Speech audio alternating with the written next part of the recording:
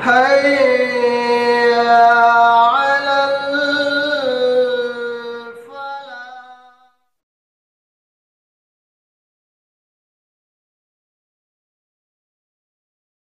السلام على رسول الله وبعد.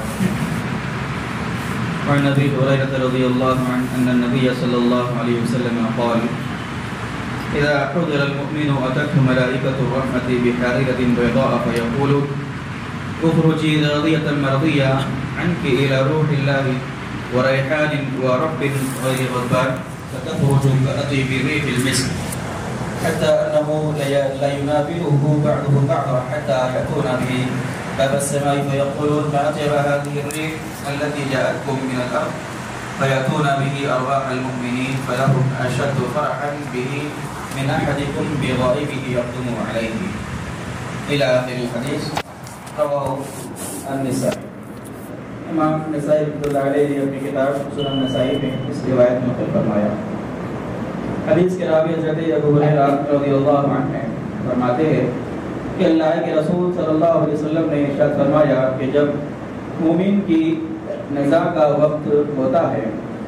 تو رحمت کے فرشتے ایک سفید ریشمی چادر کے ساتھ اس بندے کے پاس آتے ہیں اور کہتے ہیں کہ روح اللہ کی رحمت کی طرف چل، تو اللہ سے راضی اور اللہ بھی تجھ سے راضی ہے اور تیرا رب ہرگز تجھ سے ناراض نہیں ہے. پھر وہ رحمت کے فرشتے اس روح سے کہتے ہیں کہ اس روح سے جسم سے نکلتی ہے وہ روح اور ایسے نکلتی ہے کہ گویا مشک کی خوشبو سے بھی زیادہ خوشبودار مومن کی روح ہوتی ہے. اور یہاں تک کہ بعض فرشتے ایک دوسروں کو اس مومن کی روح کو دیتے ہیں اور پھر جب دیتے آسمان کی طرف پہنچتے ہیں فرشتے اس مومن کی روح کو لے کر، تو آسمان کے دروازوں پر پہنچنے کے بعد آسمان کے دروازوں کے فرشتے کہتے ہیں کہ تم زمین سے ایسی کون سی روح لے کر آئے ہو کہ جس کی خوشبو اتنی بہترین ہے. پھر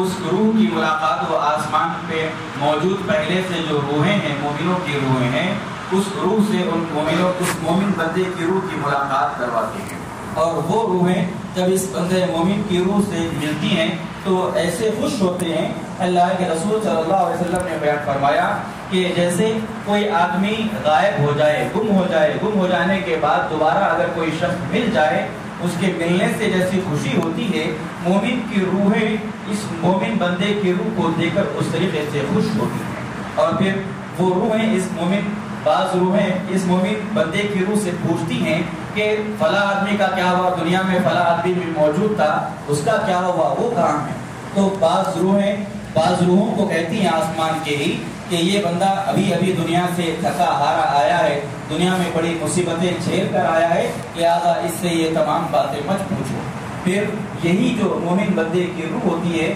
یہ بندے مومن کی روح وہ تمام روحوں سے پوچھتی ہے کہ وہ فلاں آدمی جس کے بارے میں تم مجھ سے پوچھ رہے ہو وہ تو دنیا سے کب کا چلا گیا، کیا وہ یہاں پر نہیں آیا؟ تو وہ روحیں کہتی ہیں کہ نہیں، وہ یہاں پر نہیں آیا. تو وہ روحیں بولتی ہیں کہ اس کا مطلب یہ ہے کہ وہ روح کو اللہ رب العالمین نے جہنم میں ڈال دیا. پھر اللہ کے رسول صلی اللہ علیہ وسلم نے بیان فرمایا کہ اسی طریقے سے جب کافر، نافرمان اور گنہگار بندے کی موت کا وقت آتا ہے تو فرشتے ٹاٹ کا تھیلا جس طرح ہوتا ہے اس طریقے کا کپڑا لے کر اس جہنمی کے پاس حاضر ہوتے ہیں اور اس سے کہتے ہیں کہ چل اللہ کے عذاب کی طرف چل، اللہ بھی تجھ سے ناراض اور تو بھی اللہ سے ناراض. اور اللہ کے رسول صلی اللہ علیہ وسلم نے بیان فرمایا کہ اس کافر، اس نافرمان، اس گنہگار کی روح ایسی بدبودار ہوتی ہے یہاں تک کہ زمین کی طرف اس کو لے کر جایا جاتا ہے اور وہ فرشتے کہتے ہیں کہ کس قدر بدبودار یہ روح ہے. پھر اللہ کے رسول نے بیان فرمایا کہ یہاں تک کہ اس کی روح کو کافر اور مشرکوں کی روح کے ساتھ چھوڑ دیا جاتا ہے، ملا دیا جاتا ہے. اس روایت کے اندر اللہ کے رسول صلی اللہ علیہ وسلم نے ایک بندہ مومن اور ایک کافر کی موت کا جو وقت ہوتا ہے اس کی مثال بیان فرمائی. اللہ کے رسول صلی اللہ علیہ وسلم کی اس روایت سے یہ بات معلوم ہوئی کہ ایک بندہ مومن جو اللہ رب العالمین کی اطاعت کرتا ہے، اللہ کی عبادت میں اپنی زندگی میں لگا ہوا ہوتا ہے، اللہ کے رسول صلی اللہ علیہ وسلم کی